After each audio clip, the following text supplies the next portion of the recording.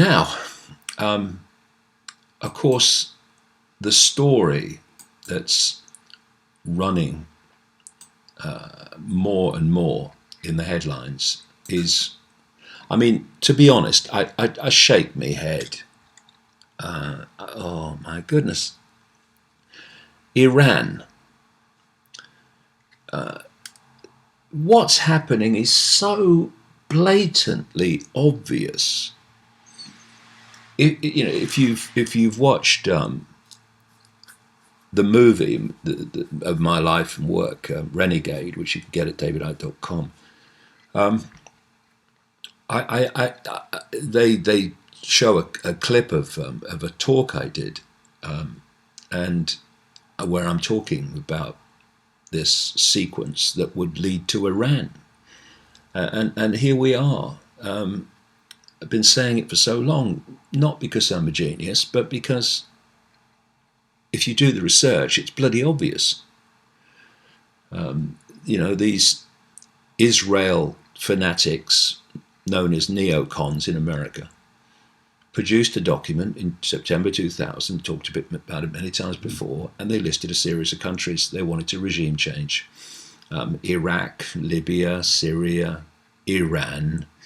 And so they've been ticking them off. They've had a pushback in Syria with Russia, which was means they've not achieved that end, but they won't give up on that. And if they do manage to get a war with Iran, which is what they want, I think Trump necessarily wants it, but certainly the people around him want it in the military, and of course John Bolton, the psychopath. And talking of psychopaths, the Secretary of State Mike Pompeo, Mike Pence, the Vice President, these are all owned by Israel. And when I'm watching this this news unfolding about Iran, even Tucker Carlson, one of the last remaining hosts, news talk show hosts, who is prepared to ask questions that others won't ask. I watched this morning an item he did on Iran, and it was very good as far as it went. You virtually get it nowhere else, where he's saying, well, hold on a minute, what are we doing wanting a war with Iran? I mean, where's the benefit for anybody? And he notes Bolton, and he notes William Crystal, co-founder of the Project for the American Century, that came up with that list in September 2000, as pushing this Iran. But the elephant in the living room, well, I mean, think of anything bigger than an elephant, Think of a herd of elephants or whatever. The herd of elephants on the sofa is Israel. Because the neocons of the Project for the American Century, people like William Crystal and his other co-founder, Robert Kagan, are basically, well, not that basically, they're agents of Israel. So is Bolton. Bolton is owned by Sheldon Adelson, the Las Vegas casino multi-billionaire, and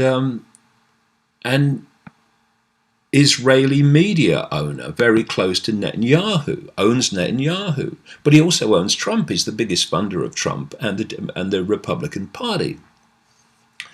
So Bolton is Adelson's man, which means he's Israel's man, and has been all along. Bolton was involved in the Project for the New American Century with these other two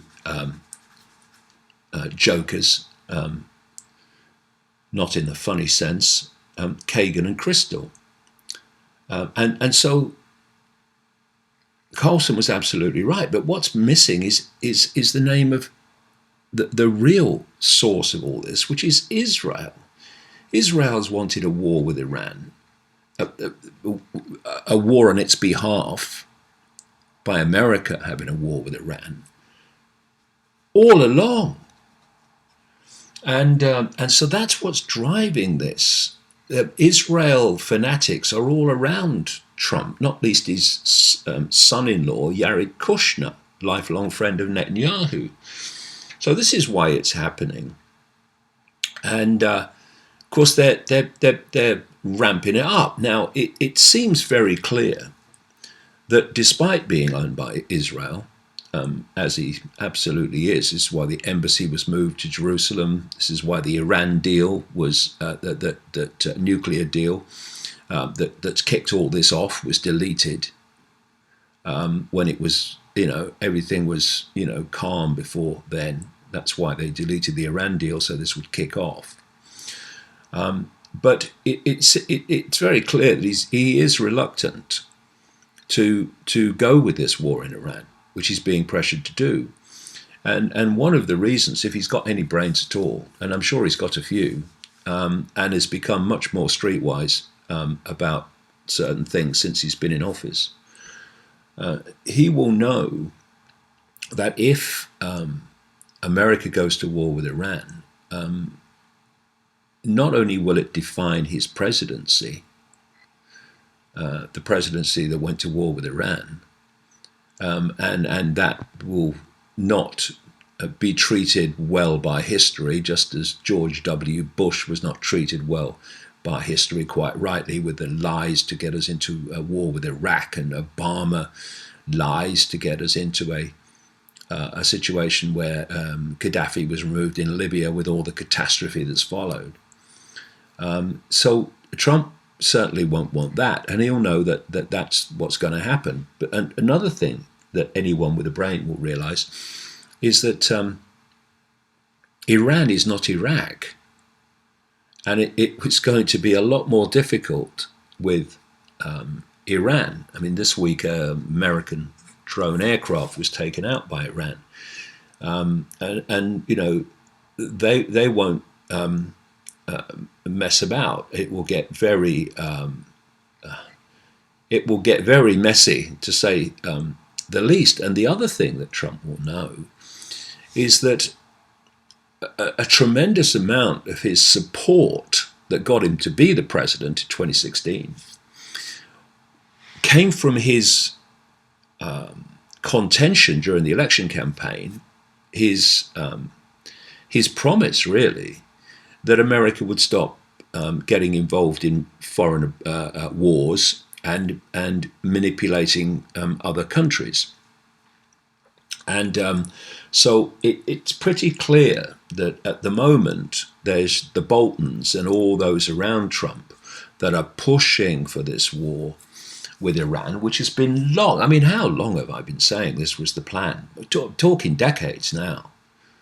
It's just a matter of the sequence and the situation unfolding to allow them to go for it. And so you've got this Trump now surrounded by this Israeli cabal, not least thanks to Sheldon Adelson. But Trump is pushing back against it as best he can. He doesn't want to push back too far because that'll upset Adelson, who owns it. But he can see the writing on the wall. And if he does go into a war with Iran, then he's going to lose a hell of a lot of support from those who voted for him in 2016 on the basis of he was saying we're going to stop these foreign wars and we're going to stop getting involved in the affairs of other countries militarily, etc. Well, you've seen the build-up that has happened as they went through national security advisors that Trump appointed until they got the one that they really wanted, which was John Bolton. And once he got in and got his feet under the table, all this started kicking off again with the attempts to overthrow the government of Venezuela, which up to this point has failed because people are getting more and more streetwise to how this works. I mean, what's happening in Iran now, and or in relation to Iran, and what happened in the propaganda run up to justify the war in Iraq, the war in Libya, the war in Syria, is just the same, and people are starting to see it. Some of us have been pointing it out for a long time, but more and more people are now beginning to see it. And so it's not as easy, an easy sell as it was before, much as, most of the media are pushing it, for obvious reasons. Who owns the media in America particularly? So we now have this story of the US military preparing for a possible conflict with Iran, which says, amid fears that the US is running headlong into yet another sure to be disastrous war in the Middle East, Acting Defense Secretary Patrick Shanahan told reporters that the Pentagon is prepping contingency plans should things quickly escalate militarily. Well, the kind of the point of the conflict, the center of the conflict zone, if you like, is this Strait of Hormuz, through which it's said 15% of the world's oil passes in the tankers, etc. What you've had is the allegations that Iran has been attacking tankers going through that area with mines, it's almost pathetic, really. The Iranians had the Japanese Prime Minister visit because they were trying to get Japan on board. Because one of the other things that's happening is that the Iranian economy is nosediving because of the American-imposed sanctions. That they're using sanctions as a weapon of war. I mean, America and Iran are already at war, just isn't militarily expressed yet. But in terms of economy and sanctions, they're at war. So you invite the Japanese Prime Minister to visit Tehran because you want to get him on board. And then what you do is you attack with claimed limpet mines tankers carrying oil to Japan. I mean, it's hilarious, really, if it wasn't so pathetic. I mean, who benefits from that? Because Iran don't. But who does benefit? Well, America does, of course, and Israel does, and Saudi Arabia does. The trio of evil at the controlling level that wants a war with Iran. And so it's got so pathetic now. You've got Pompeo, the Secretary of State in America, who walks into a press conference, says we have intelligence that Iran was behind these attacks on tankers, then walks out. Don't take any questions, because if any journalist with a brain on active duty asks sensible questions, of course Pompeo would be gasping for air. Never mind words, because he don't have any answers, because he's making it up. And so it's all so blatantly obvious.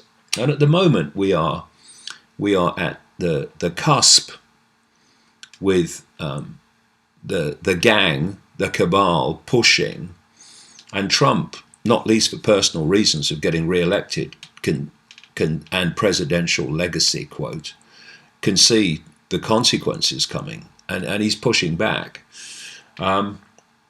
But of course, the way they work is that they'll keep creating these problem, reaction, solution scenarios, others people call false flags, until Trump caves.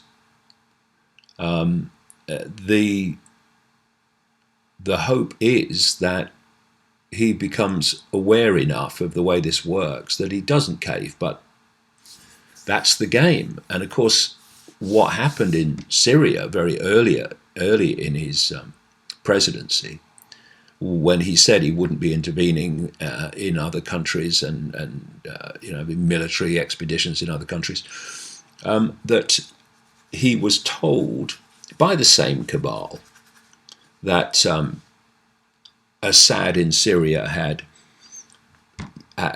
been responsible for a chemical attack on civilians. A total lie. And Trump, believing them, unleashes missiles at Assyrian targets.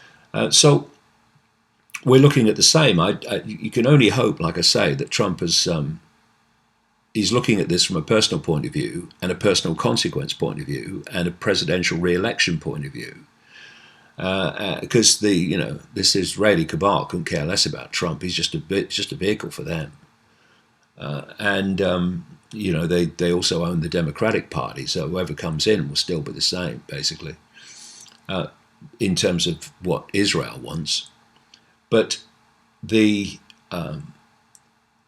we can only hope that he's become streetwise enough by experience up to this point that he won't fall for the problem, reaction, solution scenarios that clearly the American military and intelligence neocon cabal has planned to wear down his reluctance.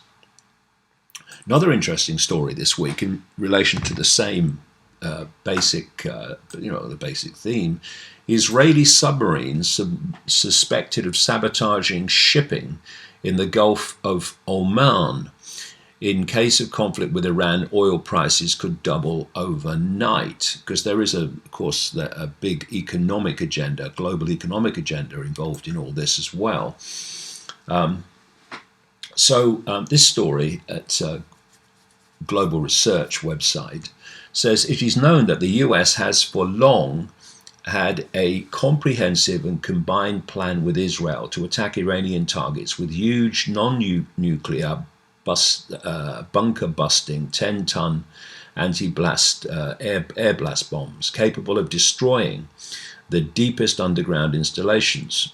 These are the most powerful non-nuclear ordnance pieces ever produced. But first, the Trump-Netanyahu war plan needed a credible excuse. It is also known that the Israeli military have been an integral part of the US plan to first cripple the Iranian economy with global oil sanctions, and then to initiate an air and sea attack against the Iranian state and its people. But first, a credible excuse was required. Well, not credible with anyone with brain cell activity that's discernible, but credible for those who haven't. That excuse was orchestrated jointly by a belligerent Trump and Netanyahu this week, when two oil tankers were structurally damaged by limpet mines off the coast of Oman. That's the way, in that whole Straits of Hormuz area. Subsequent to a similar action the previous week, and the sabotage immediately blamed by US Secretary of State Mike Pompeo, without any evidence whatsoever, upon Iran. However, the state actor concerned was almost certainly not Iran, the story says, but very probably the Israeli Navy with its state-of-the-art German-built nuclear-armed submarines covertly patrolling the deep waters of the Gulf. Iran, of course, unlike Israel, has no nuclear weapons of mass destruction, but does have a nuclear power program. And it is these non-military installations that the combined forces of the US and Israel are determined to destroy at any cost in order to further cripple Iran's civil infrastructure, in addition to enforcing a global ban on its oil so as to decimate its economy and to force yet another regime change. Again, I've talked about this before. Another massive reason for sanctions on countries is to create economic deprivation, which creates the environment, the atmosphere for people rebelling against the government.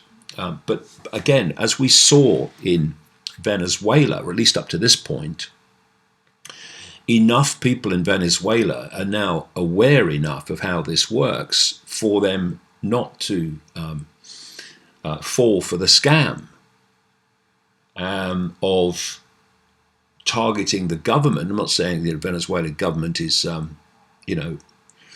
whiter than white. Absolutely not. Same with Iran. But to not blame the government for what is being instigated from outside of the country, to get the government to be blamed and therefore overthrown by the people, so that an American, someone acceptable to America comes in. And so it's not as easy as it used to be, as they're now finding.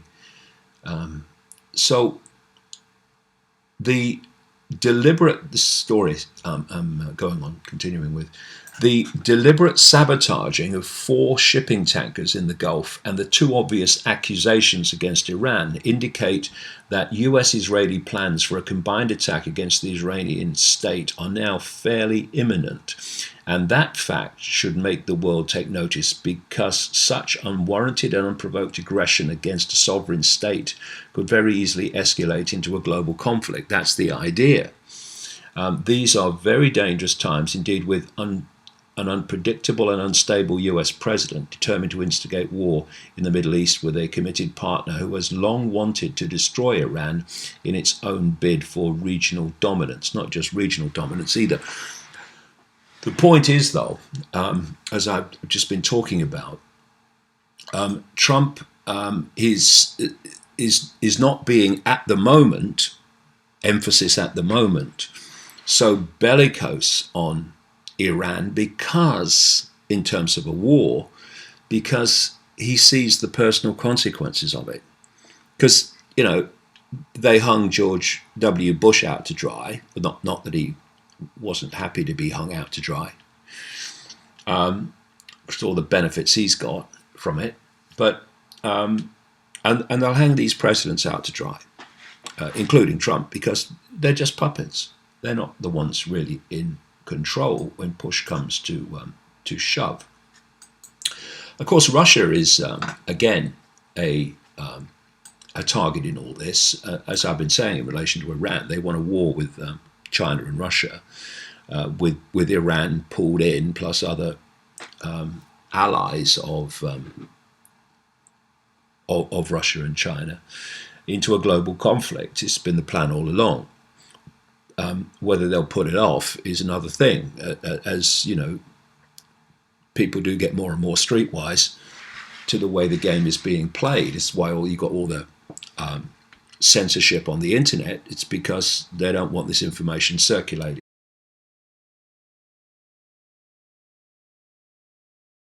People say I talk about some weird stuff, some far out stuff. But how about that chair that you're sitting in isn't solid? How weird is that? This reality is nothing like we think it is. When I saw what Icke is doing, I was a bit jealous on him. Wow, look at what this guy's doing. I don't know if anybody else could do it but him, actually.